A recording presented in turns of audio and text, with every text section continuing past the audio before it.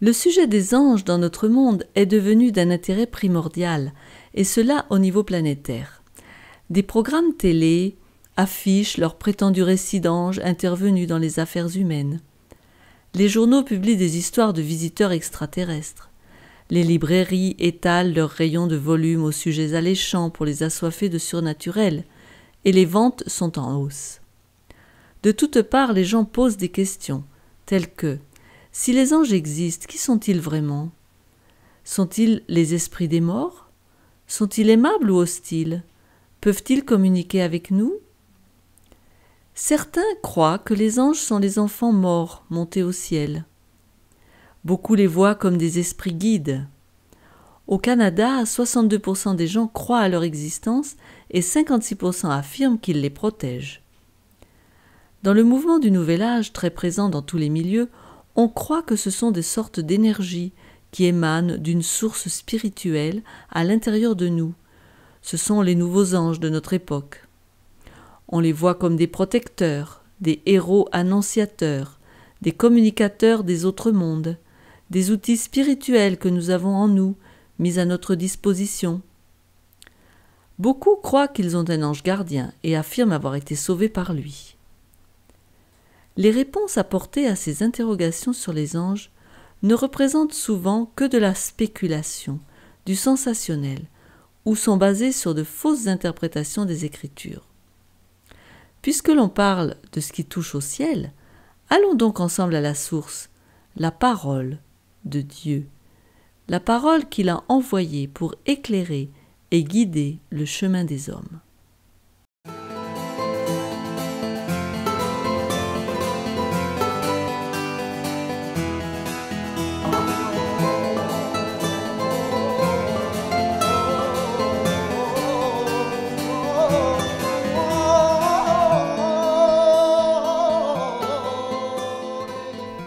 La vérité sur les anges. Qui sont-ils? D'après la Bible, les anges vivent au ciel. Luc 2, verset 15, « Lorsque les anges les eurent quittés pour retourner au ciel, les bergers se dirent les uns aux autres, « Allons jusqu'à Bethléem et voyons ce qui est arrivé, ce que le Seigneur nous a fait connaître. » Après avoir décrit au chapitre 4 et 5 d'Apocalypse le trône de Dieu, et d'autres trônes où siègent 24 anciens et 4 êtres vivants qui sont des anges, l'apôtre Jean voit de nombreux anges. Dans Apocalypse 5, verset 11, il est dit « Je regardais, et j'entendis la voix de beaucoup d'anges autour du trône, et des êtres vivants et des anciens, et leur nombre était des myriades de myriades et des milliers de milliers. » En effet, Dieu a toute une famille dans le ciel. À cause de cela, je fléchis les genoux devant le Père, duquel tire son nom toute famille, dans les cieux et sur la terre. Il y a donc bien une famille dans les cieux. Cette famille céleste est appelée les fils de Dieu, ou bien les anges. D'après Job 1, verset 6, « Or les fils de Dieu vinrent un jour se présenter devant l'Éternel, et Satan vint aussi au milieu d'eux. » Après les fils de Dieu qui sont les anges, il y a aussi la famille terrestre. Ils sont aussi appelés les fils de Dieu, ce sont les êtres humains. Dans 1 Jean 3, 1, il nous est dit « Voyez quel amour le Père nous a témoigné pour que nous soyons appelés enfants de Dieu. » Ils sont aussi appelés des nuées.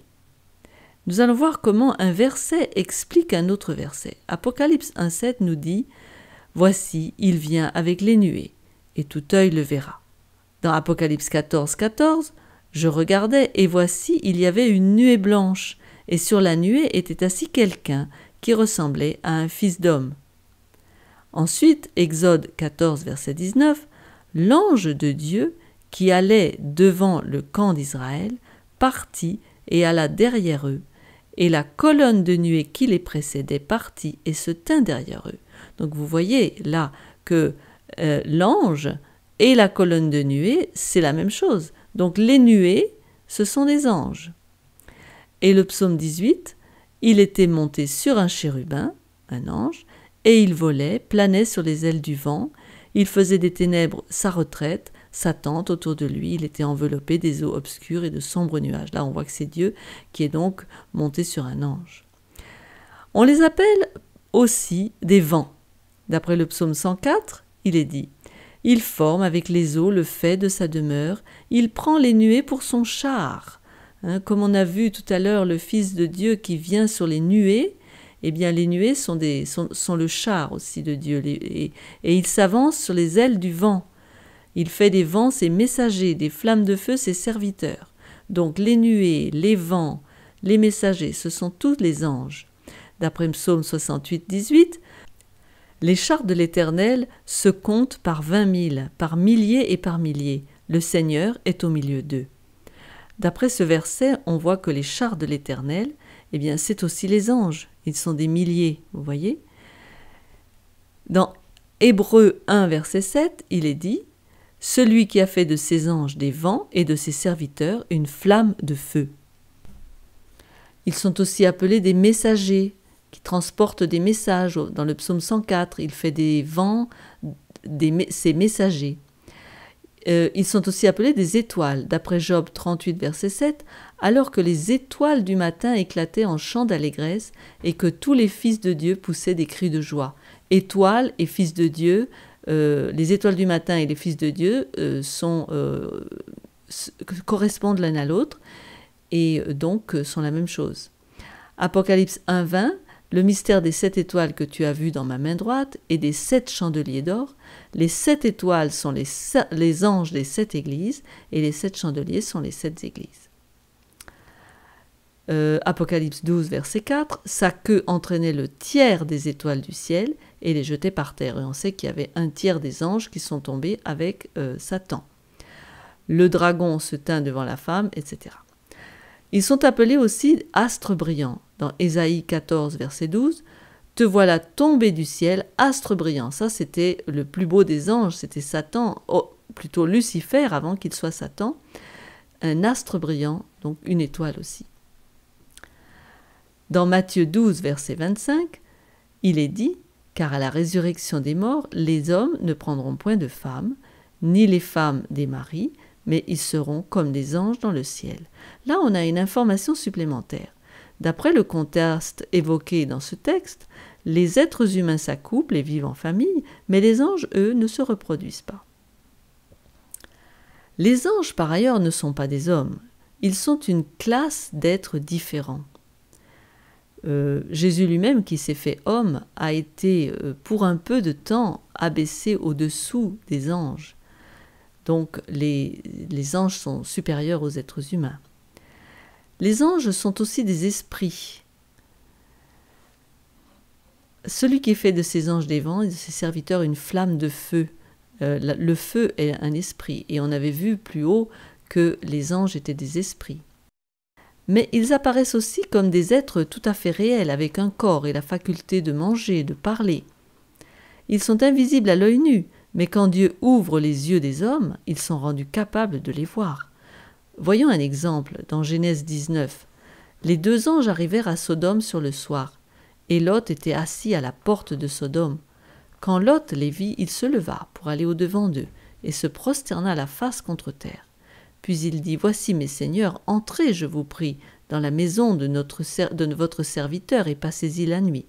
Lavez-vous les pieds, vous vous lèverez de bon matin, vous poursuivrez votre route. » « Non, répondirent-ils, nous passerons la nuit dans la rue. » Je ne continue pas le texte, mais en tout cas, ils mangèrent à la fin du texte.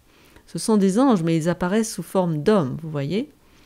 Dans Nombre 22, de 31 à 35, il est dit « L'Éternel ouvrit les yeux de Balaam, et Balaam vit l'ange de l'Éternel qui se tenait sur le chemin, son épée nue dans la main.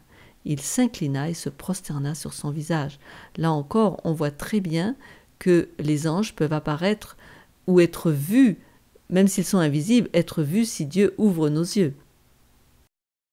Dans Matthieu 28, de 2 à 4, il dit qu'il y a eu un grand tremblement de terre, car un ange du Seigneur descendit du ciel, c'était au moment de la résurrection de Jésus, vint rouler la pierre et s'assit dessus.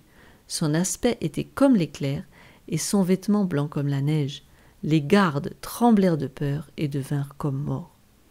L'ange donc qui apparaît au tombeau de Jésus est brillant, vêtu de blanc, et son apparition fait trembler de peur des humains peu préparés. Combien sont-ils ? D'après le texte que nous avons déjà lu d'Apocalypse 5, verset 11, ils sont des myriades de myriades et des milliers de milliers. Ça veut dire des milliards. Et puis, ils pensent, ils réfléchissent, ils composent des louanges à Dieu.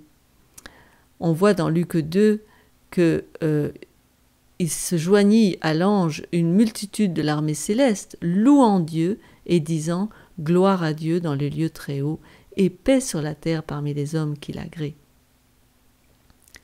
Ils ont aussi la liberté de choix. D'ailleurs, certains ont choisi de suivre Lucifer et ont choisi le mal.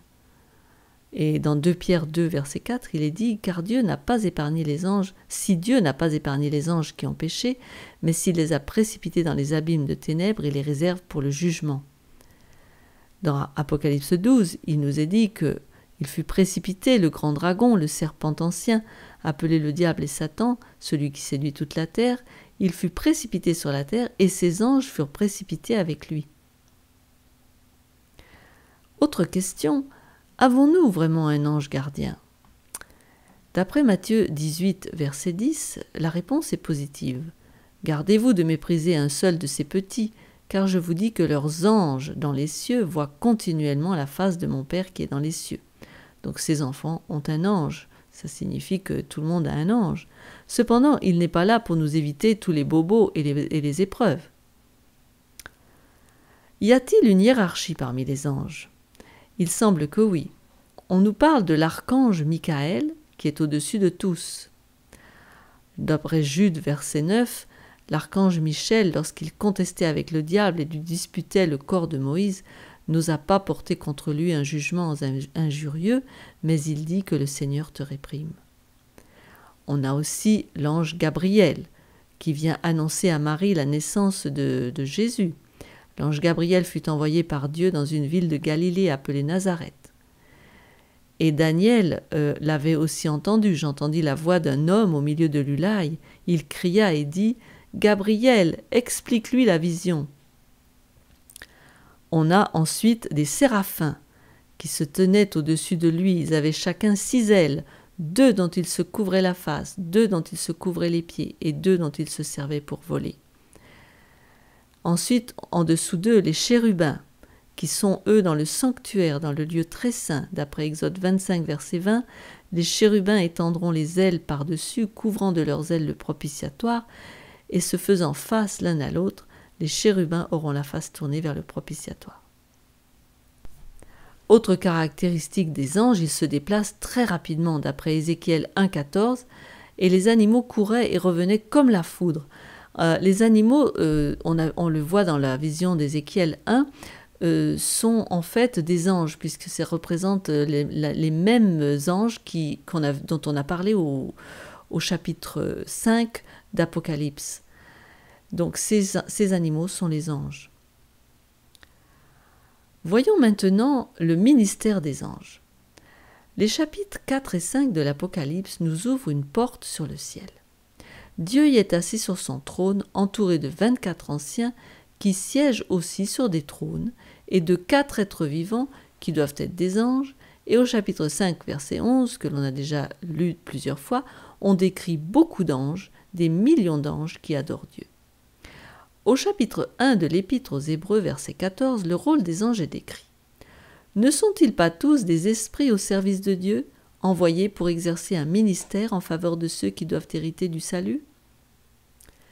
J'aimerais étudier avec vous le rôle des anges par l'intermédiaire de quelques textes intéressants.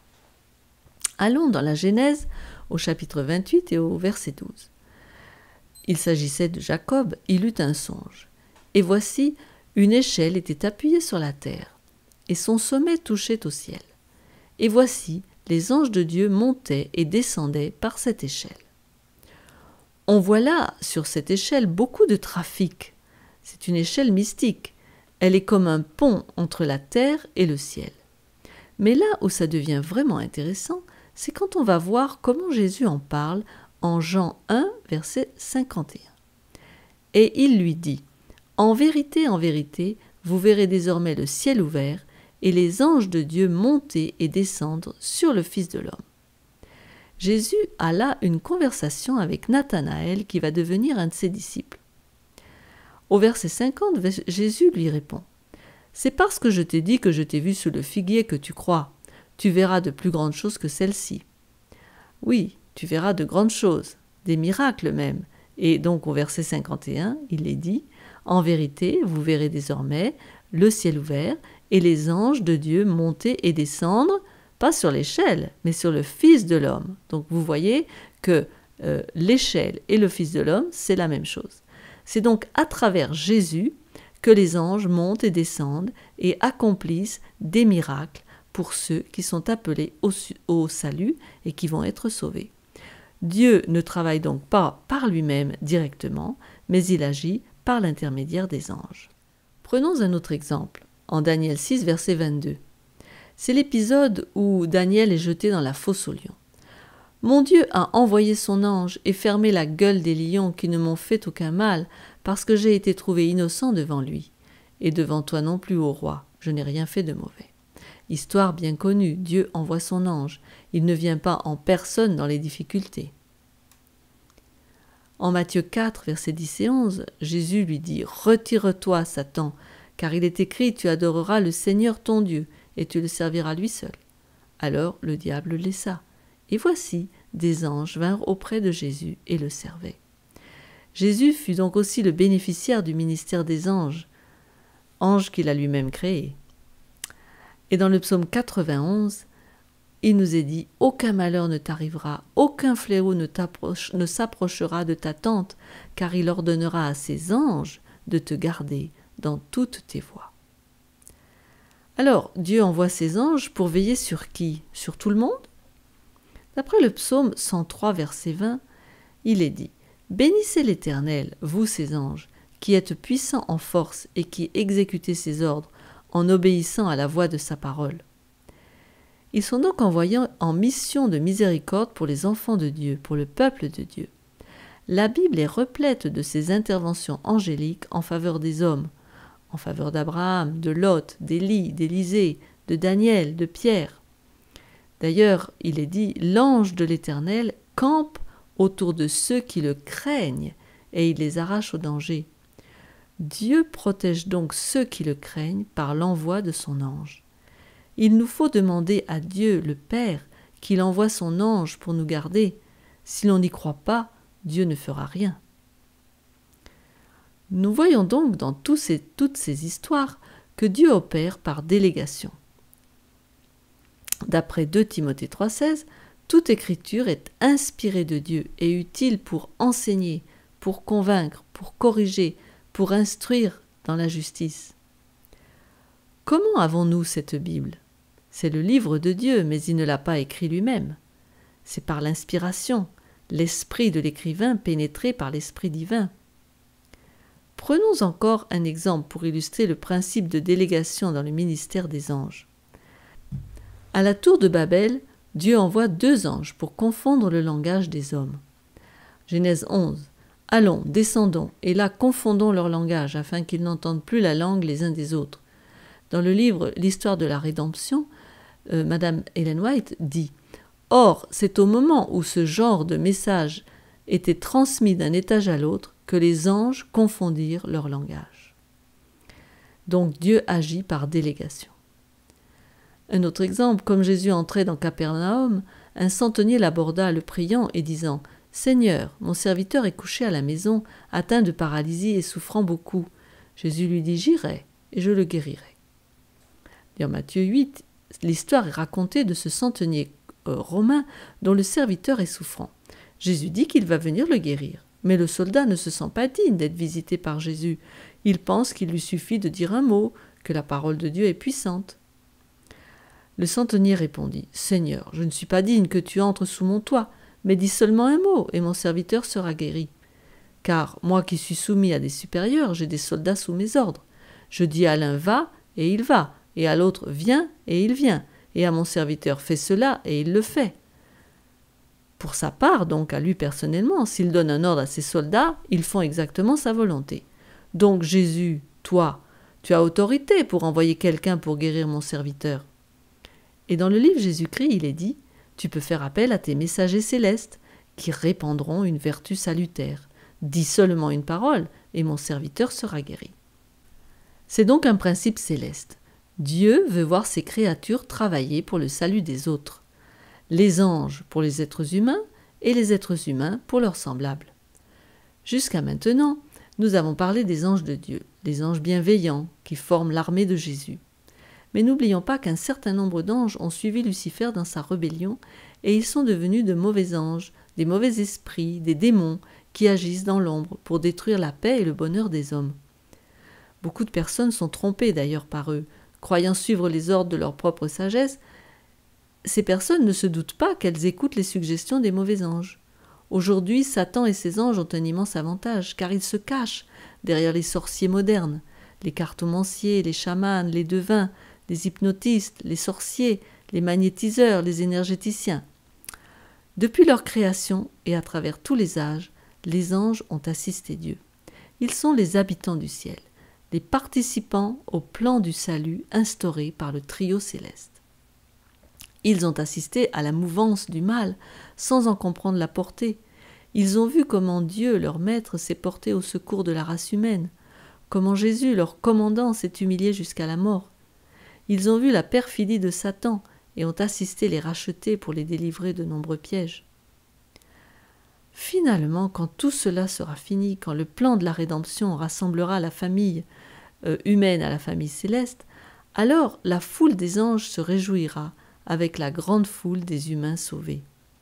Ils plongeront ensemble leur regard dans le mystère le plus grand, l'amour de Dieu. Il leur fut révélé que ce n'était pas pour eux-mêmes, mais pour vous, qu'ils étaient les dispensateurs de ces choses, que vous ont annoncé maintenant ceux qui vous ont prêché l'Évangile par le Saint-Esprit envoyé du ciel, et dans lesquels les anges désirent plonger leur regard. Ce sera leur étude pendant toute l'éternité, et ils ne cesseront ensemble de s'émerveiller de cet amour qui renonce à soi. Ils auront des révélations toujours plus glorieuses sur Dieu et sur Christ, et leurs cœurs seront dans l'admiration de leur caractère.